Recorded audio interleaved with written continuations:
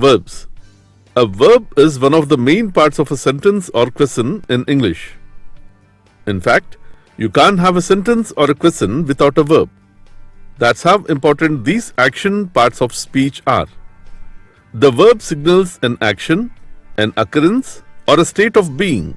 Whether mental, physical, or mechanical, verbs always express activity. Let's see the examples. Priya cleaned the table. Here the word clean is the verb as it shows the action performed by Priya. Maya is an intelligent girl. Though no action is being performed here, the state of being is expressed through the verb is. In general, there are two types of verbs, physical verbs and mental verbs.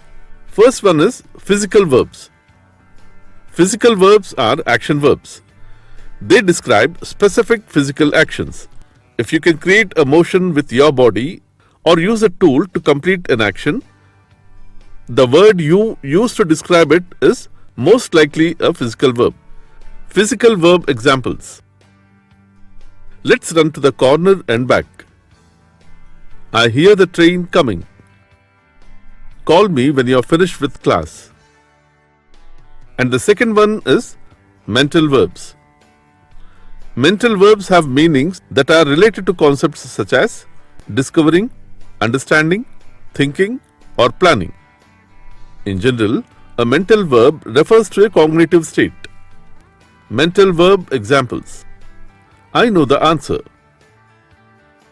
She recognized me from across the room. Do you believe everything people tell you?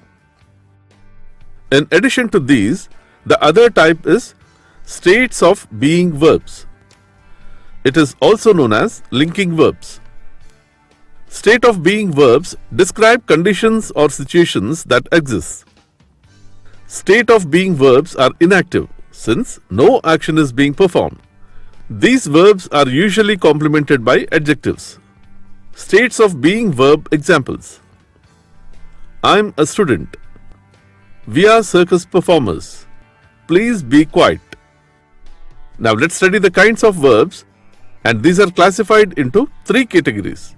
They are: first one, finite and infinite verbs; second one, transitive and intransitive verbs; and third one, regular and irregular verbs. First one, finite and non-finite verbs. Finite verbs. A finite verb is the main verb of a sentence and has a direct relation to the subject of a sentence or clause. A sentence with a finite verb does not require another verb in the sentence in order to be grammatically correct. Let's see some examples. I play every day. She skips many classes.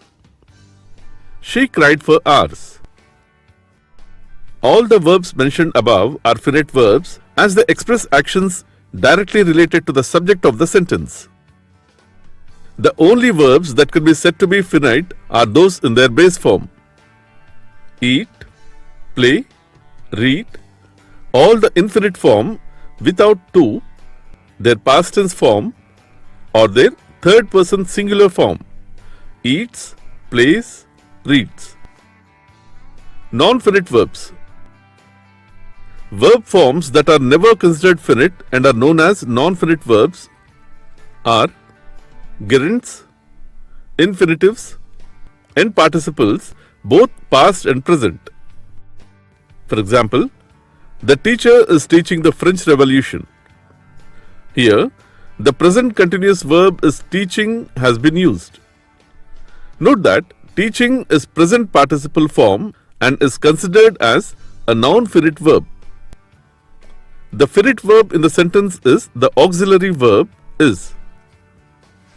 And the next one, transitive and intransitive verbs. Transitive verb.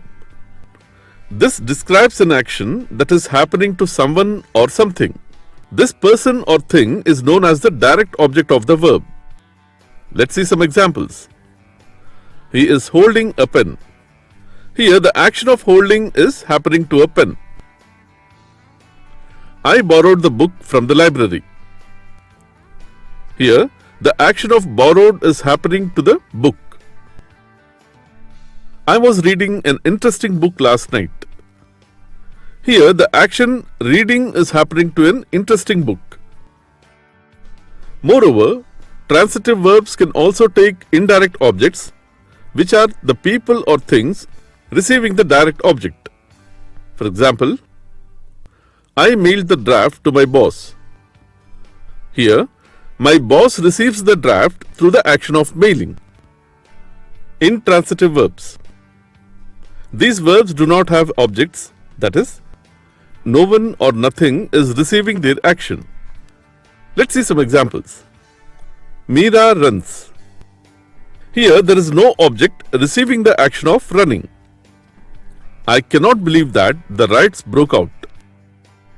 Here there is no object receiving the action of broke out. Do not disturb while the children sing. Here there is no object receiving the action of sing. And the next one, regular and irregular verbs. As each verb is either transitive or intransitive, each one is either regular or irregular.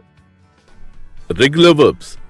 They are those to whose base form D or ED can be added to form both the past simple tense and past participle forms. Example, in base form, I bake cookies.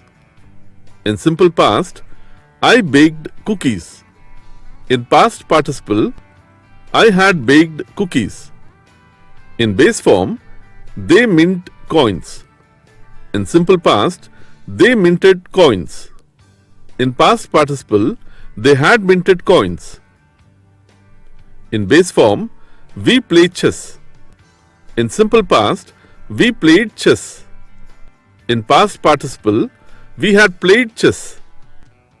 Irregular verbs. They are those verbs whose past tense and past participle forms are usually completely different from one another.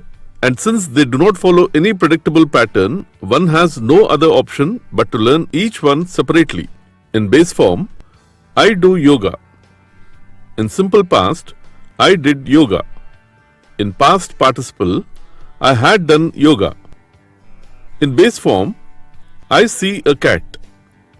In simple past, I saw a cat. In past participle, I had seen a cat. In base form, I drive slowly. In simple past, I drove slowly. In past participle, I had driven slowly. Rules to use verbs as part of speech. 1. If two subjects used in a sentence do not have the same number, use separate auxiliaries for both of them. Let's see the example. 5 apples sold and 1 were purchased. This is incorrect. 5 apples were sold and 1 was purchased. This is correct. Second one. A single verb should be used for a subject only when the form of the verb is same for both the subjects. Let's see the example. I am intelligent and my sister creative. This is incorrect. I am intelligent and my sister is creative. This is correct. Third one. A past tense in the main clause should be followed by a past tense in the subordinate clause. Let's see the example. Pratima failed because she misses classes. This is incorrect. Pratima failed because she missed classes. This is correct. Fourth one. A past tense in the main clause can be followed by a present tense in the subordinate clause when the subordinate clause expresses a universal truth. Let's see the example. We were told that Earth moved round the sun. This is incorrect. We were told that the Earth moves round the sun. This is correct. Fifth one.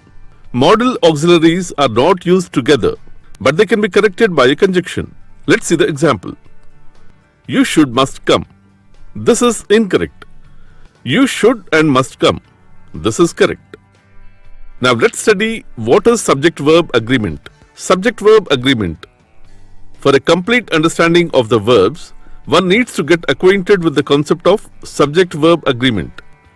In any sentence, the use of verb according to the number of subjects or the persons is called verb agreement. Let's see some examples. Maya sings a song. Here, Maya is a single person or subject. Therefore, the singular verb sings has to be used. The students sing a song. Here, students is a plural noun. Therefore, the plural verb sing is used. Let's understand the singular and plural in order to use correct forms of verbs. In singular verb, is. In plural verb, are. In singular verb, was. In plural verb, were. In singular verb, has. In plural verb, have. In singular verb, it is verb plus s or es, like sings, makes, plays, etc. In plural verb, it is verb, like sing, make, play, etc. Now let's learn some of the following tips in mind for subject-verb agreement.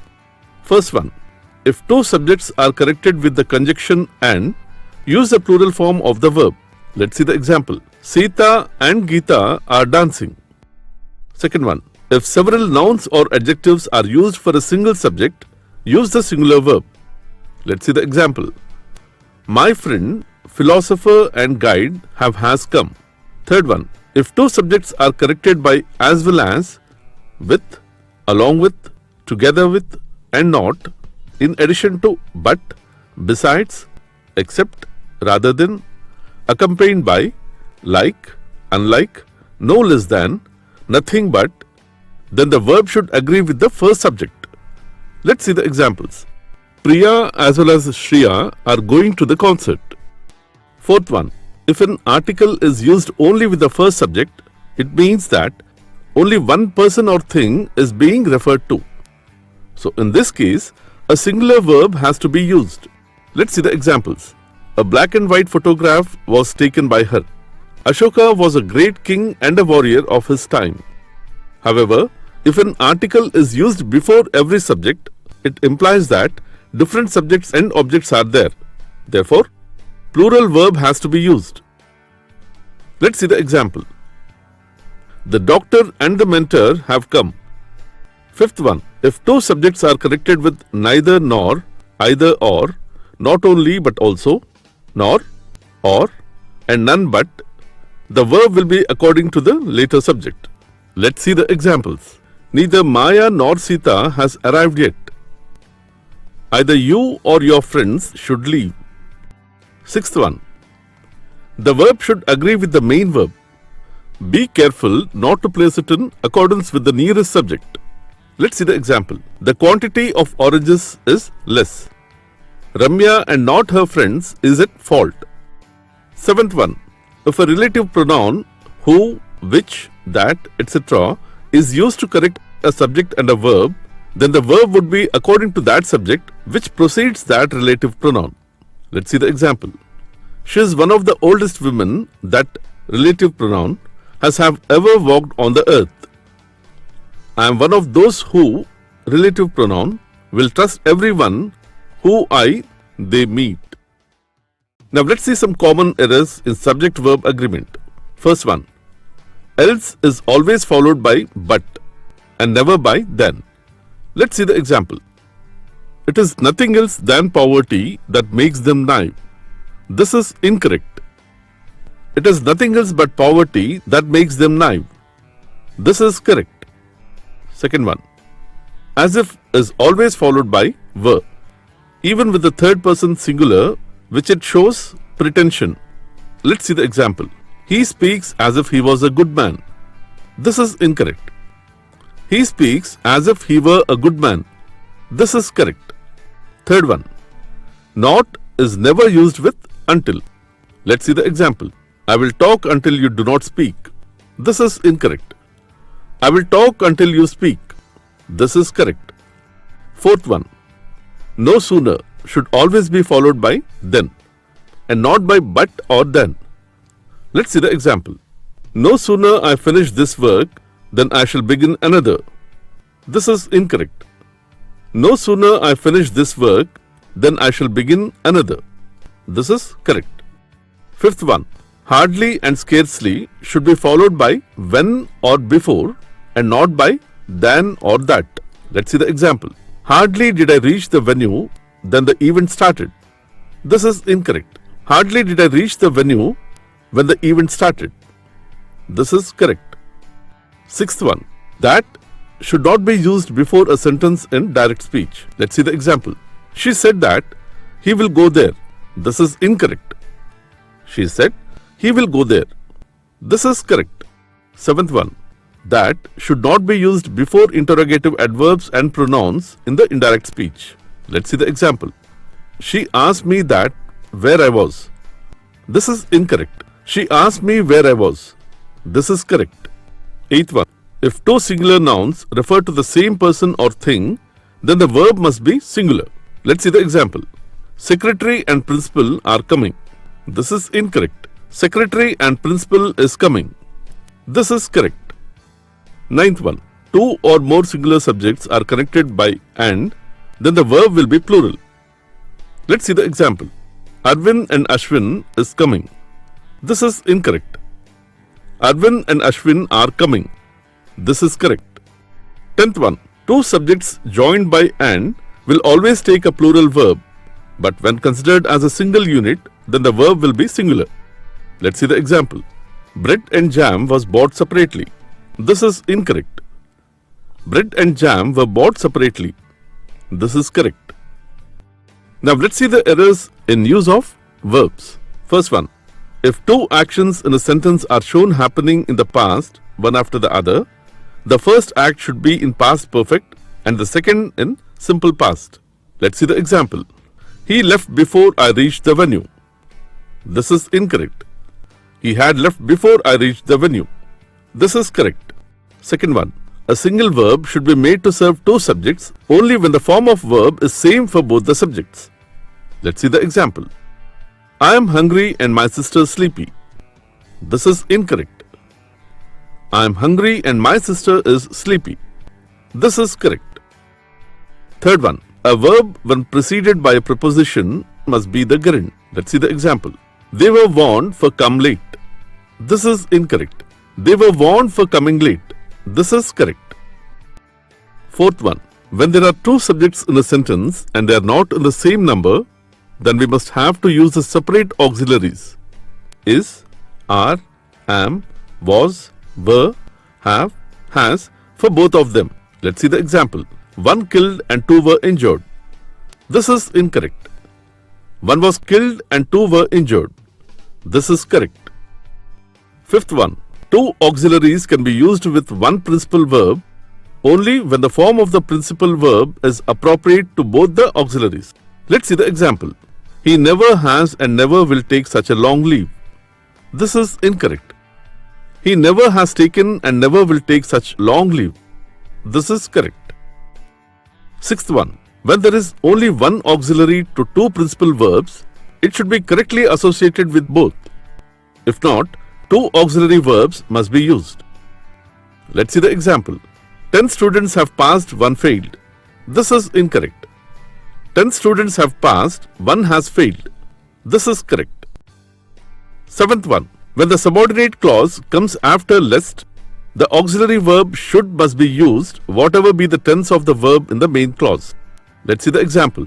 We start early lest we shall miss the train. This is incorrect. We start early lest we should miss the train. This is correct. Eighth one, to modify a verb, an adjective or another adverb, we use an adverb. Let's see the example. She speaks very intelligent. This is incorrect. She speaks very intelligently. This is correct. Ninth one, modal auxiliaries are not used together, but two auxiliaries can be connected by a conjunction. Let's see the example. He should must say it. This is incorrect. He should and must say it. This is correct. Tenth one, when need or dare is followed by not, it turns into modal auxiliary. In that situation, it takes infinite and we cannot use needs not or dares not. Let's see the example. He dares not do it. This is incorrect. He dare not to do it. This is correct. So this is about verbs.